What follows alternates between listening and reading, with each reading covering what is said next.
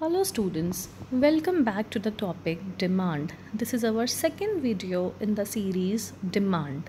In the previous video, we discussed about the meaning of demand, demand curve, demand schedule, market demand and quantity demanded. I hope you remember all these concepts well.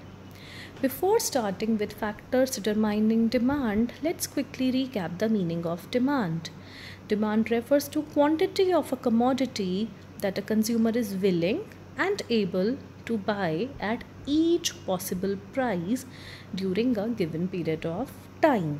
Now, let's study factors that determine demand of a commodity. The first and the most important factor that affect the demand of a commodity is own price of the commodity.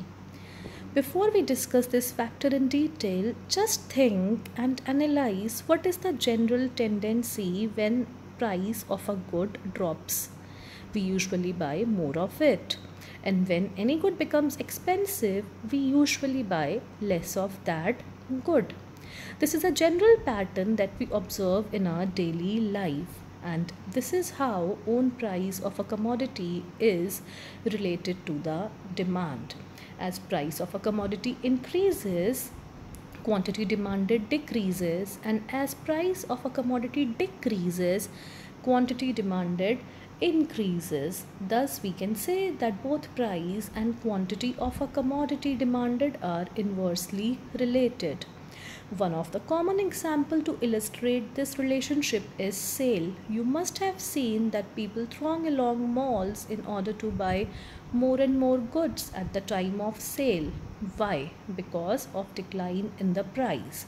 Thus, as price decreases, quantity demanded increases and vice versa.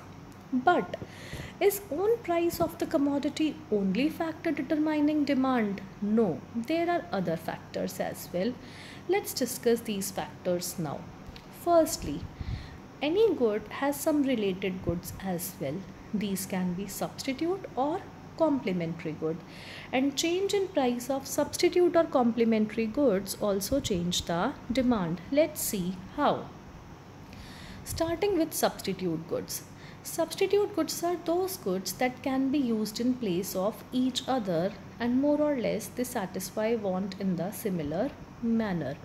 For example, Coke and Fanta are substitute. Similarly, Dove and Synthol can be substitute of each other. Now what happens when there is a change in the price of substitute?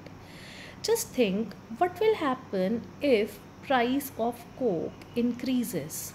In that case, you will decrease the demand for Coke and you will increase the demand of its substitute, that is Fanta. Why?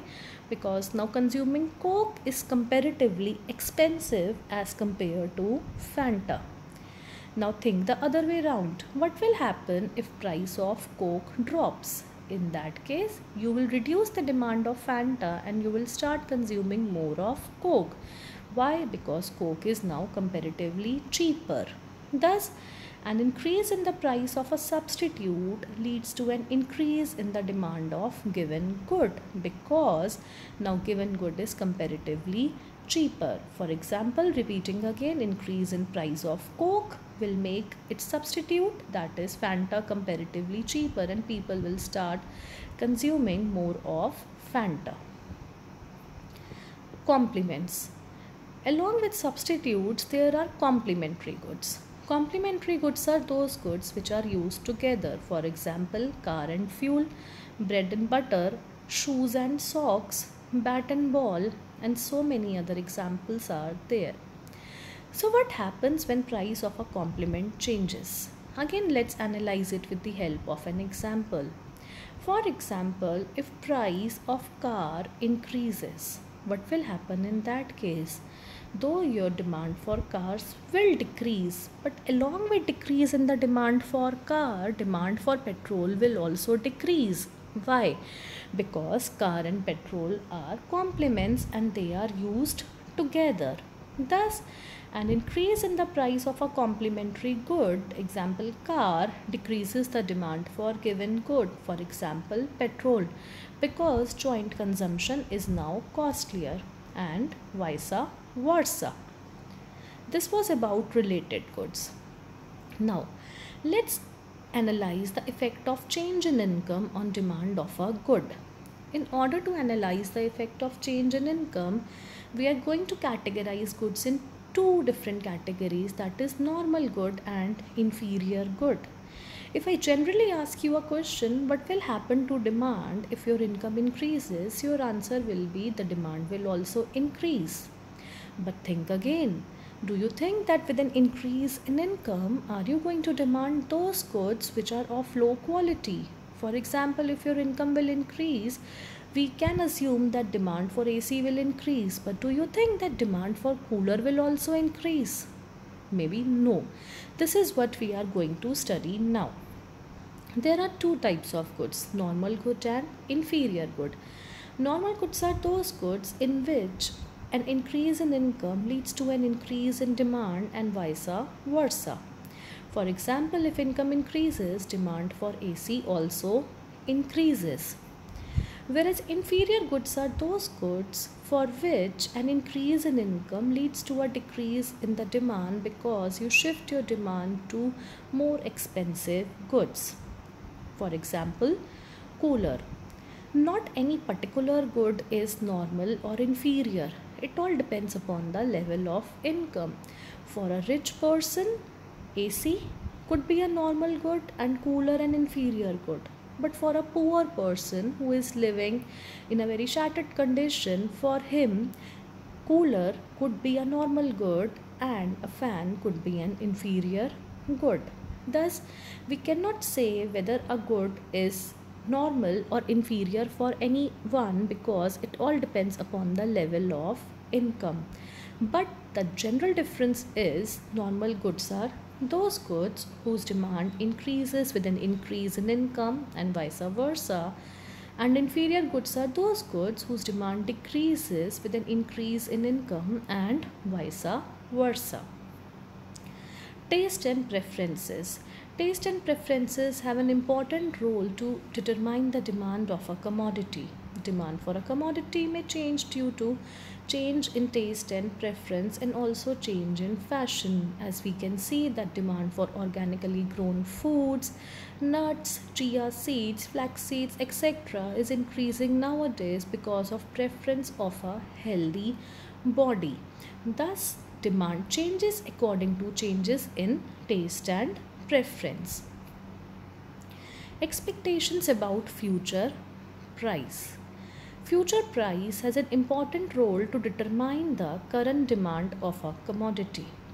For example, if future price of a commodity is expected to rise, in that case, current demand of the product will increase.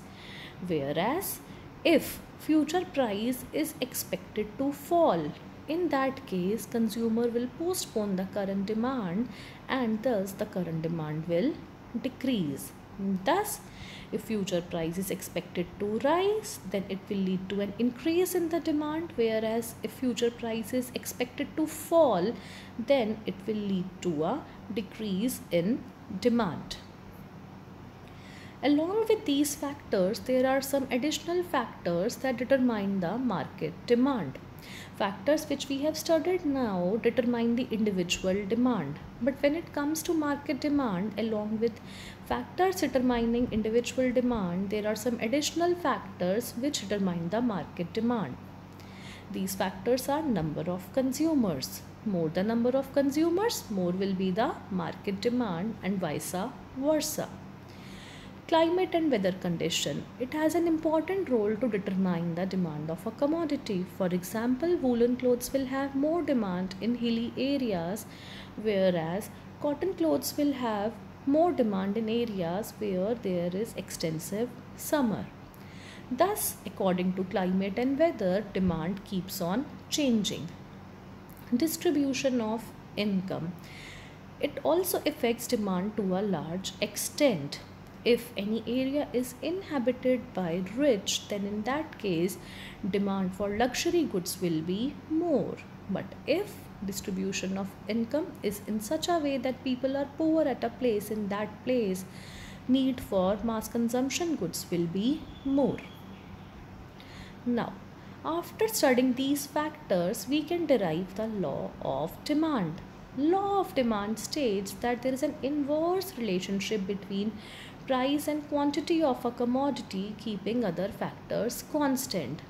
Just now we read factors affecting demand. So, in order to derive the law of demand, we keep all factors except price that determine demand constant. Thus, law of demand is purely the relationship between price and quantity demanded, keeping other factors constant.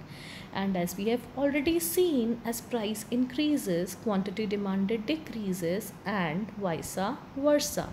It can be seen from the given demand schedule. When price falls from 5 to 4, quantity demanded increases from 10 to 20. As price further falls to 3, quantity demanded further increases from 20 to 30, and so on. Thus, the demand schedule and demand curve given in this slide determines the inverse relationship between price and quantity demanded, and thus establish the law of demand. As we just said, that law of demand is based on the assumption that all other factors that affect the demand except price are kept constant.